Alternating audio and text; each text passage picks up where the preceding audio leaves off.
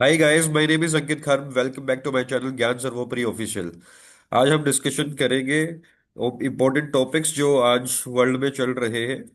First topic जो होएगा वो होएगा, हम यूएसए के टैरिफ्स के बारे में डिस्कशन करेंगे, इंडिया ब्राजील ट्रेड डील के बारे में डिस्कशन करेंगे, मेड इन इंडिया चिप और सोशल मीडिया एडिक्शन के बारे में। तो चार मुद्दों के बारे में डिस्कशन करेंगे। सबसे पहले क्या था, फ्राइडे को सुप्रीम कोर्ट की रूलिंग आ गई थी जिसमें ये बोला था कि भाई जो ट्रम्प ने टैरिफ्स लगाए हैं सब नेशंस के ऊपर वो लीगली वैलिड नहीं है। उन्होंने गलत तरह पावर यूज करके, इमरजेंसी पावर यूज करके उसके वो करा था। बट ये पार्लियामेंट के अंदर पावर होती है ना कि प्रेसिडेंट के पावर। तो इस सारी चीजों के ऊपर बाद में फिर क्या हुआ कि नेक्स्ट डे ट्रम्प ने बोला कि ठीक है मैं सबके ऊपर फ्लैट 10% कर दूंगा। बट उसके नेक्स्ट डे फिर उसने बोला कि 10 से 15 कर दूंगा। तो अभी तक like I would say it की डेमोक्रेसी में ये बकवास चीज होती है कि उनकी खिरकिरी उड़ती रहती है, उनको ये नहीं पता कि करना क्या है कैसे नहीं। जैसे चाइना अपनी चीजें डिस्क्लोज नहीं करता बट वो स्मूथ चलता रहता है, एटलीस्ट उनकी बदनामी तो नहीं होती। तो ओवरऑल ये चीजें चल रही है। बट अब इंडिया ने तो ट्रेड डील कर ली थी जिसमें उसको पहले 50% होता था, 25% रेसिप्रोकल टैरिफ था, 25% जो है रशिया की पेनल्टी थी। तो वो तो रिमूव करने की बोल दिया था, बट वो कंडीशन पे कि मेरे इंडिया रशिया से बाय नहीं करेगा। साथ में जो ट्रेड डील हुई थी उसमें ये बोला था कि वो $500 बिलियन तो इंडिया बाय करेगा ही करेगा अगले 5 सालों में, which is technically not possible because दोनों के बीच में जो ट्रेड डेफिसिट है, तो इंडिया के साथ में जो है ट्रेड डेफिसिट, दोनों आपस में $120 बिलियन का ट्रेड करते हैं जिसमें से $80 बिलियन इंडिया एक्सपोर्ट करता है और 40 वो करता है। तो इतना एक्सटेंड करना अपने आप में बड़ी बात हो जाती। तो इंडिया अब रीनेगोशिएट करेगा कि 25 से 18 हुआ है, तो अभी सारा ग्लोबल जो है वो 15% पे आ गया है। तो वो रिमूव करवाएगा मोस्ट फेवर्ड नेशन का और दोबारा ऑनगोइंग ट्रेड नेगोशिएशन करेगा ताकि हमारी जो फार्मर्स हैं या उसके ऊपर कोई इम्पैक्ट ना आए। और जब अब इस यूएसए के सुप्रीम कोर्ट की रूलिंग के बाद $108 बिलियन का जो टैरिफ कलेक्ट किया था टिल अक्टूबर तक, वो अब उसके बारे में सुप्रीम कोर्ट ने कुछ बोला नहीं है। तो अभी बहुत सारी चीजें ऊपर नीचे होगी, तो अभी कुछ भी प्लान नहीं कर सकते। इंडिया और ब्राजील जो है उन्होंने सेट किया है कि भाई हम $30 बिलियन का टारगेट करते हैं नेक्स्ट 5 ईयर्स के अंदर। तो ये आपस में बायलेटरल ट्रेड का डिस्कशन करने की बात कर रहे हैं। ठीक है। So India Brazil $30 billion trade target करता है जिसमें इंडिया और ब्राजील को गोल है कि भाई वो $30 बिलियन का अगले 5 सालों में करेंगे। नरेंद्र मोदी जो है इंडिया की तरफ से पीएम है और लुइस इनासियो लूला दा सिल्वा जो है न्यू दिल्ली के, दोनों के बीच में डिस्कशन हुआ जो अभी ब्राजील की तरफ से रिप्रेजेंटेटिव थे। $12 बिलियन जो है दोनों के बीच में अभी ट्रेड होता है जिसमें इंडिया ज्यादा इंपोर्ट करता है।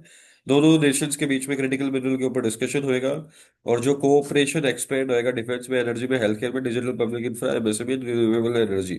और फिर leaders emphasise stronger global south cooperation. Global south में इंडिया को कंसिडर किया जाता है।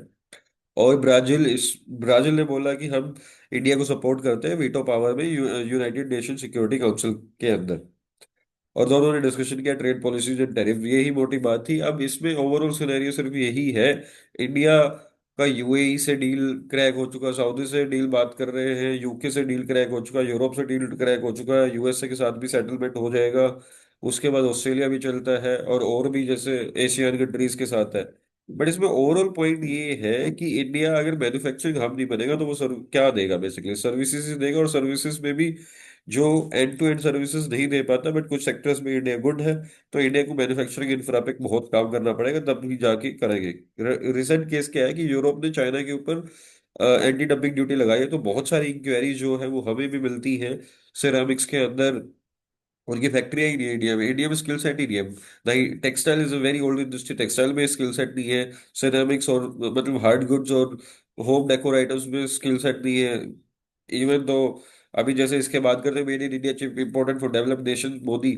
तो मोदी कह रहा है कि भाई हम, मोदी जी जो कह रहे हैं वो ये बोल रहे हैं कि वो इंडिया के अंदर ही चिप बनाएंगे जो कि 2028 से ऑपरेशन हो जाएंगे। एचसीएल और फॉक्सकॉन का जॉइंट वेंचर होएगा, एचसीएल 60% करेगा, शेयर होल्डिंग होगी उसकी, और फॉक्सकॉन की 40% होगी। रियलिटी में होता है टेक्नोलॉजी का गेम। जैसे डिफेंस में हम पीछे हैं, डिफेंस में अगर हमारे पास टेक्नोलॉजी आ जाए तब जाके ही हम आगे डिफेंस में एक्सपोर्ट कर पाएंगे। हालांकि डिफेंस में अब एक्सपोर्ट नंबर बढ़ चुका है, बट स्टिल हम जो है ऐसे सेमीकंडक्टर में पीछे है, तो अपने पास इंफ्रास्ट्रक्चर का सेटअप ही नहीं है। सबसे पहले मशीनरी नहीं है, मशीनरी का इशू है। मशीनरी को बनाता को मशीनरी हमें इंपोर्ट करवाने पड़ते हैं, वहां पे करप्शन होता है। ऊपर बड़े लेवल पे भी करप्शन होता है, और ऊपर से जो सोर्स करते हैं वहां पे भी करप्शन होता है। फिर जाके वो लगती है मशीनें, फिर वो ऑपरेट होते हैं, फिर उसके लिए स्किल सेट नहीं है, फिर उसकी मेंटेनेंस के लिए स्किल सेट नहीं है। फिर वो अगर सारी चीजें आ जाती है तो फिर ईज ऑफ डूइंग बिजनेस की चीजें नहीं है। ईज ऑफ डूइंग की बिजनेस की सारी चीजें भी सेटल हो जाए तो फिर लेबर उस तरह का स्किल सेट नहीं है। तो इंडिया को चाइना जैसा लीप लेने के लिए वेरी वेरी फास्ट काम करना पड़ेगा, गवर्नेंस को सपोर्ट करना पड़ेगा। और फिर भी अगर हम फास्ट रूट पे चलते हैं तब भी हमें 20 से 25 साल लग जाएंगे। चाइना जो आज है इस लेवल पे पहुंच रहे हैं, तब तक 20 से 25 साल में चाइना का हो जाएगा, तो ये देखो। तो इसलिए इंडिया को इंफ्रास्ट्रक्चर बिल्डिंग पे काम करना चाहिए, मैन्युफैक्चरिंग हब पे काम करना चाहिए। अब ये बोल रहा है कि भाई 36 मिलियन चिप्स की कैपेसिटी बनाएंगे, जिसमें इनिशियली 20,000 वेफर्स पर मंथ बनाएंगे। आगे फिर प्लान जो है वो स्केल अप का करेगा। इसमें गवर्नमेंट का जो सपोर्ट रहेगा 55 से 70% गवर्नमेंट सपोर्ट रहेगा, जिसमें 3500 प्लस जो मिलेगी, 60 से 70% का आउटपुट जो है इसमें जो आएगा वो डोमेस्टिक डिमांड को मीट करेगा। अब क्या है, सोशल मीडिया एडिक्शन हो चुका है now a concern for adults. इसमें यार एक पॉइंट तो है सबसे, इसमें भी एजुकेशन बहुत इंपॉर्टेंट रोल करती है। हालांकि आप बजट देखोगे, एजुकेशन हेल्थ केयर और मिडिल क्लास के लिए कभी कुछ नहीं होता। एटलीस्ट एजुकेशन और हेल्थ केयर के तो नहीं होता। मिडिल क्लास के लिए पहले रिलैक्सेशन दे दी थी 12 लाख के लिए, अब जो है इस बारे में कुछ हुआ नहीं। बट स्टिल गवर्नमेंट जो टैक्स कलेक्ट करता है उसके लिए सर्विसेज नहीं मिलती। That is major important rather than relaxation taxation. Taxation ले भी लो बट सुविधाएं तो दे दो। That is not available for the tax payer actually. अब सबसे बड़ी बात है सोशल मीडिया। सोशल मीडिया में एजुकेशन कैसे रिलेट करती है? एजुकेशन रिलेट करती है अगर किसी का माइंड कंट्रोल है तो वो इन सारी चीजों से इन्फ्लुएंस नहीं होगा। But even though the most of achievers और the educators as well, they also find it very difficult कि भाई एक बार एडिक्शन हो जाती है तो फिर सोशल मीडिया पे कम से कम 30 मिनट, 45 मिनट, 50 मिनट लोगों के खा जाता है। तो it is really depend on education and similarly depend on some ethical technology. Companies को एथिक्स में काम करना चाहिए, प्लस उस पर rules and regulation and frameworks होने चाहिए। प्लस एटलीस्ट चिल्ड्रन के लिए तो इसको बैन ही कर देना चाहिए up to 14 years, and I would prefer up to 16 years. तो ये सारी चीजें, तो इसमें एक क्या था कि एलए की एक लड़की है, उसने जो है सोशल मीडिया एडिक्शन के बारे में केस भी फाइल कर दिया था बड़ी कंपनीज के बारे में कि उन्होंने मेरे को जो है anxiety, body dysmorphia and self harm जैसी चीजों पे उतार दिया उनकी ऐप को यूज करने के लिए, क्योंकि वो ड्रग का काम करती है, एक आदत बन जाती है और वो सारी चीजें हैं। सो सोशल मीडिया का जिस हिसाब से स्ट्रक्चर है, जिस हिसाब से सोर्स ऑफ कोड है, जिस हिसाब का पर्सनलाइजेशन है, जिस हिसाब से सजेशन, जिस हिसाब से उन्होंने जिस लेवल पे चीजें क्रिएट कर दी है, कोई ब्रेक करने का ब्रेक ही नहीं कर पाता। और फ्रिक्शनलेस एक्सेस की वजह से they made a very super good product, but no one is using it for the no one is using it for the like very few are using it for the personal development, other than it is just an addictive thing and time killing machine, I would say it.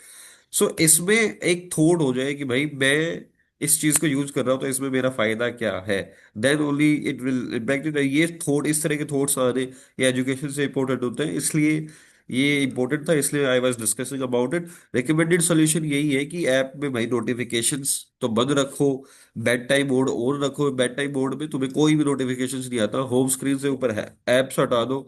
उसके बाद भी जो है phone को भी दूर रख दो।